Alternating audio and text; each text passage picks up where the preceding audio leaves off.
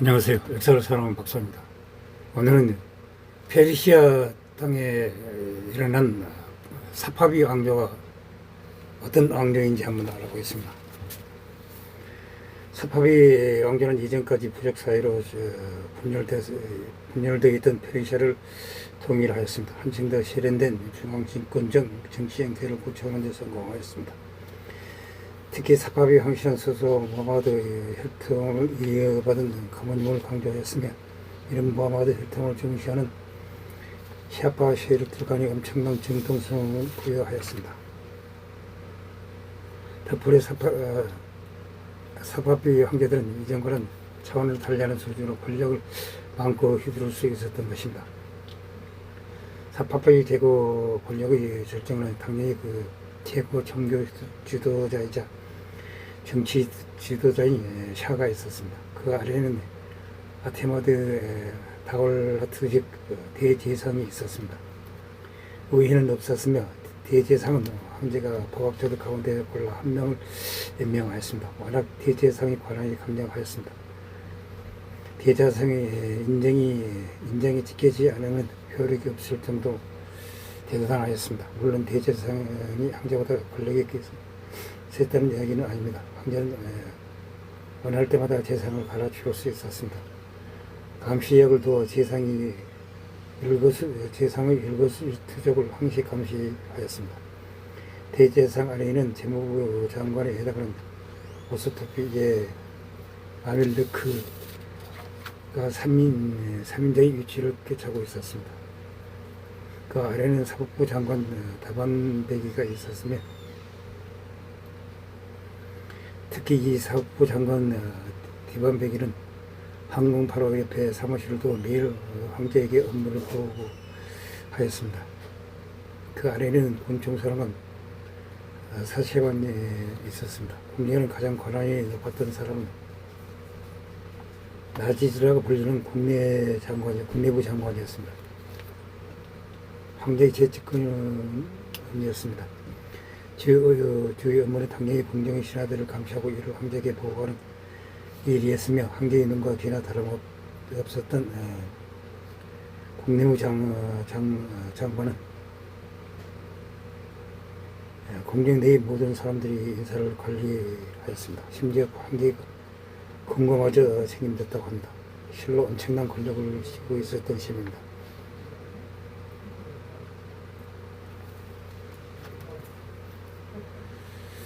국내무 장관,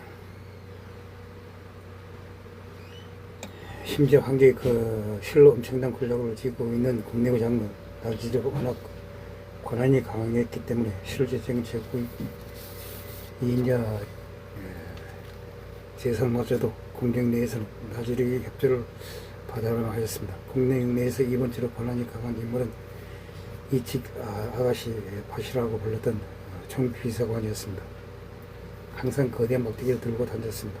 쉽게 알아볼 수 있었다고 합니다. 늘 황제 옆에 붙어 다니며 사람들의 이름을 올려주거나 미리 소개하는 역할을 하였습니다. 그 다음으로 황실을 보물 관리인 메라코르 바시와 사냥 관리인 미르시카르 바시 등이 있었습니다. 특히 사냥을 사랑했던 페르시아인들답게 사냥 관리인의 지위가 높았습니다. 아파스 1세 시절은 무려 전국에 3만 마리가 넘는 말들을 관리할 정도였다고 합니다. 그 외에도 연하나 궁궐을 관리하는 관직이 따로 있는 등 궁정 내 사람들은 넘쳐났습니다. 의사와 천문학자의 지위 역시 높았습니다. 특히 페르시아에서는 천문이 곧 알라의 뜻이라고 여기고, 이에 맞춰 대관식을 치르거나 예식을 올리는 등 천문학이 굉장히 중요한 역할을 하였습니다. 천문학자들이 황제 발의 곁에서 초원을 올리기도 하는 등 황실과 밀접한 관계에 있었습니다. 가장 명망이 높고 나이가 많은 천문학자에게는 문화진 바시라는 칭호를 하사해 아예 한국에서 머물게 하였습니다. 그 외에도 기존 굴려진 기질 바시들의 후예들이 궁정 내에 한 자리씩 꿰차고 있었습니다. 문학과 행정 업무에 능통한 페르시아인들이 요직을 차지하였습니다. 황관이나 궁정노예의 경우 카카오스 지방에서 들어온 백인들이 많았습니다. 조지아인, 아르메니아인, 체르케스인 등이 주를 이루었습니다. 인도, 북부나 이집트 지방에서 건너온 흑인 노예들도 많이 있었습니다. 왕관이라 할지라도 황제 바로 곁에 머물 수 있다는 특권이 있었습니다. 인력은 상당하였습니다. 궁정에서는 초창기는 아제르바이잔을 가장 많이 썼지만 시간이 흐를수록 페르시아의 세력이 짙어지며 페르시아가 주를 이루었습니다. 지방정부의 경우 사파비 제국은 모든 영토를 크게 황실 직할령과 제국용으로 나눴습니다. 황실 직할령은 황실에게 직접 파견 원리인들이 통치하는 행위였습니다. 제국령은 해당 지방의 최고 유력 가무들이 맡았습니다. 제국령을 맡아서 하시는 총독을 칸이라고 불렀습니다. 초창기에는 기존 유력 세력인 키질 바시들이 칸을 맡았습니다. 먼저는 당연히 제국보다 제 가문이 먼저인 키질 바시들이 황제에게 충성을 다할 리가 없었습니다. 지역에서 황제라 다름없는 권력을 행사하였습니다. 심지어 칸들은 제 관할 구역에서 거둔 세금을 단 한 번도 중앙정부에 올려 보내지 않았습니다. 그나마 바퀴리라 부르는 대사를 황제에게 보내 무슨 일을 하고 있는지 어떤 업무를 어떻게 처리했는지 보고할 정도가 되었을 정도입니다. 상황이 이러자 호기로 갈수록 사파비 제국은 공무원제 국가라 다름없는 상황이 되었습니다. 그래서 상령한 정치권을 추구했던 사들은 문제를 인식하고 끊임없이 이들의 힘을 악화시키고자 하였습니다. 아빠스 일세를 포함해 삭비들도 칸들에게 당을 사대 항상 직할령으로 편입하고자 하였습니다. 칸들이 속셈을 모를 리가 없어 땅을 팔려하지도 않았습니다. 더 큰 문제는 힘들게 사들은 이 땅을 살 돈을 모조리 직할령 내의 시민들에게 도둑들이면서 황실 직할령의 경제가 오히려 피폐해지는 효과만 났다고 합니다. 게다가 직할령이 기껏 임명해 놓은 권리들은 기존 지방에 대한 배경 지식이 부족해 농사나 행정을 마치는 등 무능한 짓거리만 하였습니다. 뿐만 아니라 임명제 권리들은 지행감 없이 관할 지방이 어떻게 되든 복무만 탐험은 그만해서 관할 구역에 별다른 애착이 없었다고 합니다. 제대로 통치하지보다는 제 수입도 줄어드는 지토 지방 유력자들과는 마음가짐 자체부터 달랐습니다. 제대로 된 교훈이 나올 리가 없었습니다. 결과적으로 황실을 직할령의 사람들은 제국령보다 훨씬 가난하게 살았으며 직할령을 통한 황권 강화는 실패하였습니다. 사파비 제국의 이런 역사에 가장 큰 영향을 끼친 분야는 사파비 제국이 들어서기 이전까지만 해도 페르시아 지방에서는 순위파가 강세였습니다. 사파비 제국 이후 페르시아는 시아파 국가로 변모하였습니다. 현대 이란과 아제르바이잔의 시아파 국가가 되었습니다. 이라크의 인구 상당수가 시아파인 역시 바로 이 사파비 제국 때문입니다. 또한 시아파 내부에서도 수많은 정파를 가운데서도 12이만파가 자이드파, 이스라엘파 등 다른 정파들을 제치고 주류를 이루게 된 것도 사파비 왕의 국교가 12이만파였던 것이 큽니다. 사실 사파비 제국이 들어서기 전까지만 해도 페르시아 지방은 오히려 확고한 순위파 국가였습니다. 심지어 오스만 제국이 자국 내에 적당히 순위파와 율법학자들이 부족하자 더 먼 페르시아에까지 학자들을 보내 순위파고 교류들을 배우게 할 정도였습니다. 대표적인 순위파 국가에서는 아바스 왕조 시대까지만 해도 페르시아인들이 우회직을 한 자리씩 차고 앉아 있었습니다. 페르시아는 순위파 교력이 중심지할 만한 지방이었습니다. 하지만 이 같은 풍전의 영적인 시아파 교류를 추구하던 시아파가 들어서면서 완전히 바뀌었습니다. 사파비 제국의 초대 황제 이스마일 1세는 파티마 왕조에 가장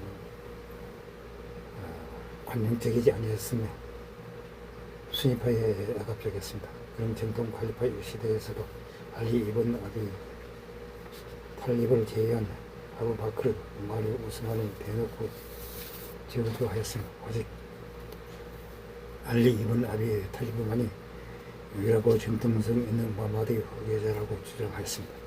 다만 이스마일 1세가 이렇게 가혹할 정도로 시아파를 밀어붙인 데에는 현실적인 이유도 있었습니다.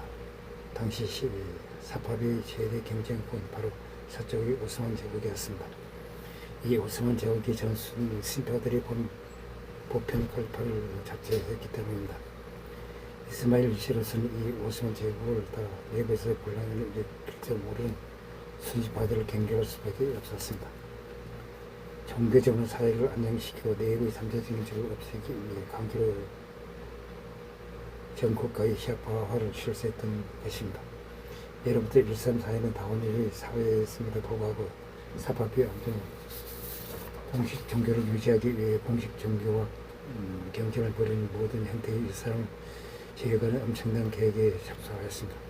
다른 이슬람 지역에서는 그것들은 전혀 찾아볼 수 없는 밖의 물길 속에서 신이 이만파의 신앙만이 강요되었습니다. 백과수리 대신 시아파 이마무의 선무에 대한 참배를 참여하였습니다. 이스마일 1세는 순위파 모스크들을 모두 함부로 버렸습니다. 또한 시아파를 국교로 지정하는 것은 당연하고 사트르가 부르는 관직을 도입해 국가적인规模로 개정 사업을 책임지게 하였습니다. 정통 칼파였던 아부 바크 우마르 오스만을 참칭자로 보고 제후자는 내용의 죄를 반드시 기도 시험마다 암송하게 하였습니다. 우마르가 암살을 당한 것은 한 축제까지 정기적으로 개최하였습니다. 신별 스님파 신도들이 무덤들을 모조리 파헤쳐버렸습니다. 이는 거기에서도 엄청난 반발을 불렀습니다. 오스만 제국의 바예지드 이샤가 1501년 공문계적으로 이에 우려를 표시할 정도였습니다. 이런 정책에 따르지 않는 암관 수입과 신자나 과학자들은 모두 죽였다 합니다. 이스마일 1세의 시아파 개정 시도는 이란 지방에 그치지 않아서 이라크의 바그다드나 아제르바이잔에서도 확실하게